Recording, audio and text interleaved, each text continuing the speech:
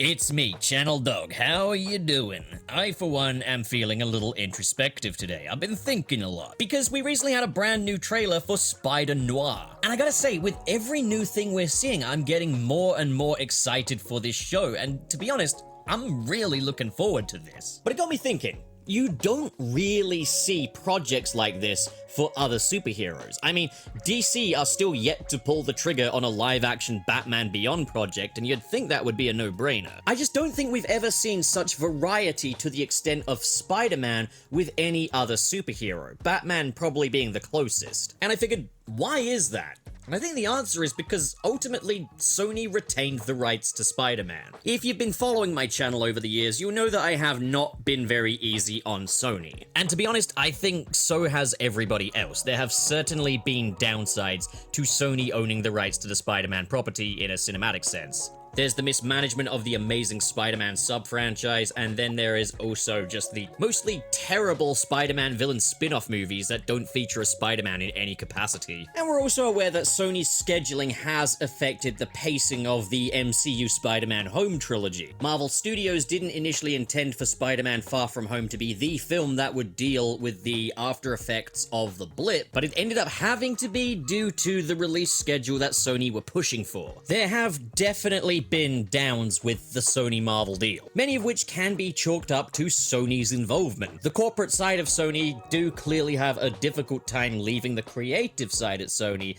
to do their jobs, which has resulted in some real stinkers that it is hard to truly blame on the directors or writers. Although job security at Sony does seem to be pretty much nuclear proof, as through Sony, no matter how many stinkers they write, Roberto Orci and Alex Kurtzman still seem to find work constantly with them. What is Avi Arad still doing here? How many terrible decisions does he have to make before you give him the boot? He really could afford to retire now. There have been some incredibly public, very embarrassing low points for what ought to be one of the strongest IPs in the world. You really can't go wrong with Spider-Man, you'd think, but here they managed to. But to be honest, I feel like over the recent years, we've really been seeing the upsides to it. I think one of the most obvious ones being that we managed to get that live-action Spider-Verse pipe dream with Tobey Maguire, Andrew Garfield, and Tom Holland all united together against their respective villains. That is crazy, and that would not have been possible without Sony's involvement, as they are the producers and distributors of the Sam Raimi trilogy and the Mark Webb duology. You would need Sony's involvement to do anything like that. It would never have been possible under just Disney. But I'll also straight up say, I think every little mishap we've had so far has been absolutely worth it so that we could get the Spider-Verse movies that we've gotten. Into the Spider-Verse and Across the Spider-Verse are pop culture touchstones, both as comic book movies and as animated movies. These movies really rewrote the rule book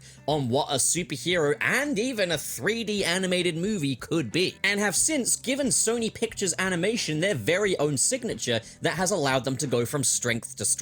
If you love the recent K-pop Demon Hunters, you might not have gotten that movie in the form that you got it had it not been for Sony having the rights to Spider-Man. I mean, I don't rule out that maybe someone else might have thought of it, and then maybe we might have gotten it in a different movie to Spider-Verse. But as it stands right now, for all we know and understand, movies like Puss in Boots: The Last Wish, The Bad Guys, these movies would not be as strikingly animated as they are had it not been for the Spider-Verse movies, which would not have happened if Sony did not retain the rights to Spider-Man. The Spider-Verse movies are some of the best superhero movies ever made, and also some of the strongest animated movies ever made. And at a time when companies are getting fairly complacent with the way movies look, I mean, just look at any Disney remake, we're getting movies with incredibly striking cinematography now that are just a visual treat. We are genuinely incredibly lucky to have these Spider-Verse movies. Films that are so good, I sometimes ask, what did us Spider-Man fans do to deserve this? Now, I'm not trying to credit the revolutionary animation of Into the Spider-Verse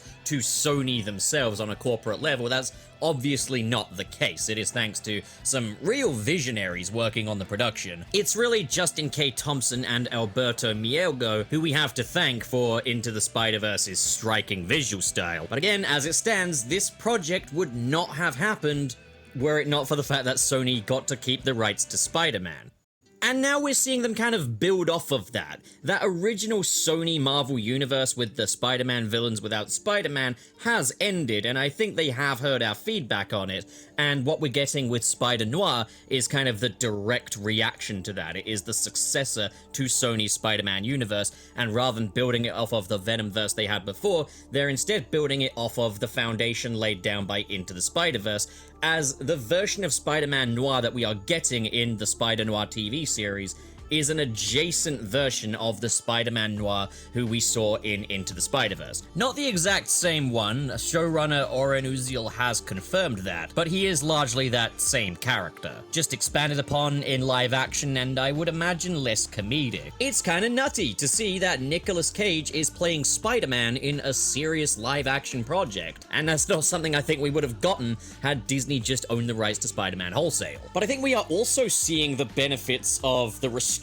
that come with this co-financing deal between Marvel Studios and Sony. It's still pretty up in the air what Sony can and can't do with Spider-Man and Peter Parker. Obviously, he's in the Spider-Verse movies, but I think the rules are different when it comes to animation, hence why Sony are able to do that in animation. Hence why when the deal first went through with Marvel Studios, Sony originally considered making an animated follow-up to the Andrew Garfield Spider-Man movies. And I have made a video about like how that factored into Sony's thought process when they were undergoing the Spidey Summit in 2014-2015 period with Marvel Studios. I'll be sure to link that in the pinned comment so you can go check it out, but that has been a workaround. So, when you can't just use Peter Parker Spider-Man as we know and love, the creative teams over at Sony and the project management have to be smart. And truth be told, they haven't really been very smart at all outside of the Spider-Verse movies up until here.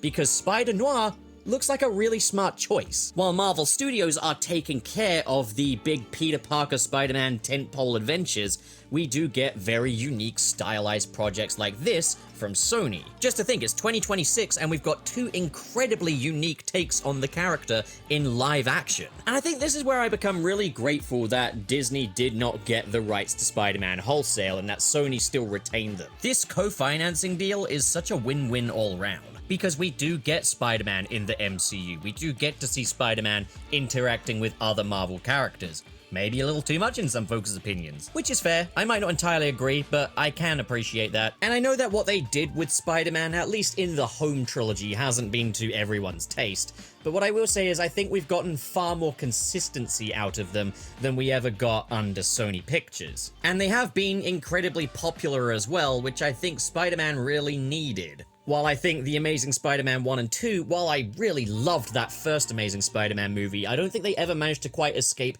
feeling a little niche compared to what the MCU was doing at the time. They just didn't feel like the big event status movies that I think they should have been. A Spider-Man movie should be one of the absolute biggest releases of the year, but neither of the Amazing Spider-Man movies really felt like that. They both kind of lived in the shadow of other movies releasing those respective years. Like them or not, the MCU Spider-Man movies did what they needed to do. Spider-Man was back in the billion-dollar club after swinging very far from it in the past. Personally, I don't really care how much a movie makes, I only care that it's good, but like, it's just as well I loved that Spider-Man home trilogy. The fact is, like it or not, Marvel Studios strengthened the brand. But of course, the Spider-Man home trilogy was kind of a joint effort between Marvel Studios and Sony Pictures, and as I mentioned earlier, you can see where those compromises are. Those movies are incredibly fast-paced and to their detriment because of Sony's release schedule clashing with Marvel Studios' creative plans. But even then, we have a silver lining as well because we have Your Friendly Neighborhood Spider-Man, the animated series,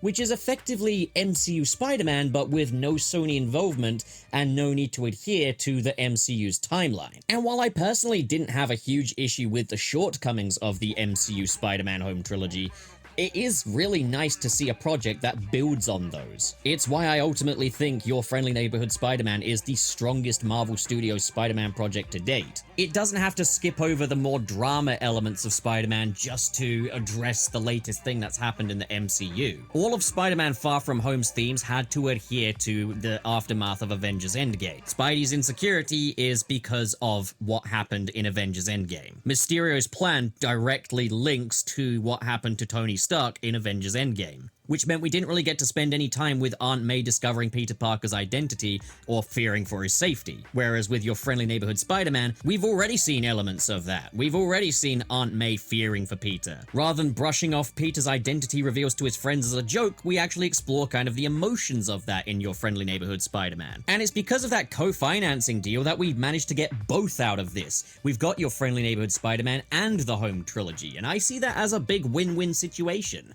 Because as I say, even if I think Your Friendly Neighborhood Spider-Man is the strongest Marvel Studios Spider-Man project, I'm still incredibly grateful that we have the home trilogy. I still think they're great movies, even if they do have their weaknesses here and there. But then finally, I think at the time a lot of us were begging for Disney to get the rights to Spider-Man wholesale. Both Disney and Sony were positioned very differently. I recall wanting Spider-Man to join the MCU because Marvel Studios films were very consistent. Sony's, on the other hand, are not and never have been. But we're at a point now where I think Marvel Studios themselves are aware that the party's kind of over. The level of consistency for these MCU films post-Endgame has been a lot lower than it was at the time we were kind of begging for Spider-Man to join the MCU after The Amazing Spider-Man 2. At that time, Marvel Studios would go from strength to strength and had a really consistent track record.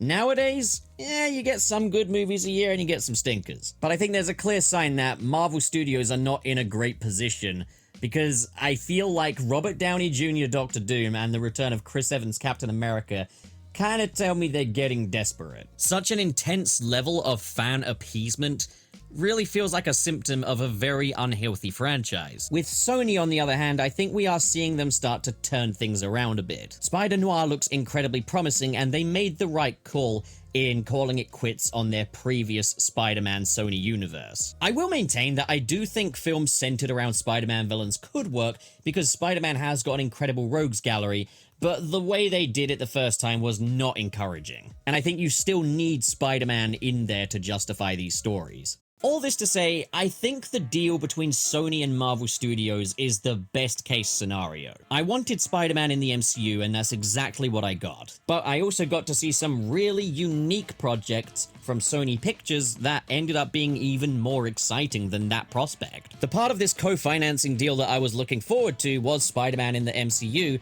but the Spider-Verse movies are the biggest takeaway, I think, from this era. What's your favorite Spider-Man project to release from this period? Is it a Sony project? Is it a Marvel Studios project? Let's discuss that in the comments below. If you liked the video, leave a like. If you disliked the video, leave a dislike. Leave a comment, hype the video, you know what you're doing. And now a special shout out to the patrons in the $5 and above tier. Manalza, KB, Twilord, Biotin, Sirius the Skeptic, and Mr. SP. KO Bennett, Blue Dog is burning in my screen, Dare Denny, Sad Goku, Ghostly Phantom, Xanderwolf, Channel Pup, just another evil robot clone claiming discarded naming rights, Vera Wild, SSS06, Carl X, RT0, Marv Animation, Grant Allen, Josh Strider, Silver, Ben Raven, Basic Content, Gideon Wells, Pressplater Jason, Joseph Trill, and Cho Henshin. Thank you folks for being so generous. As for the rest of you, there's way more videos on my channel, so come by and we'll have a good time, alright? Okay, now let's get going.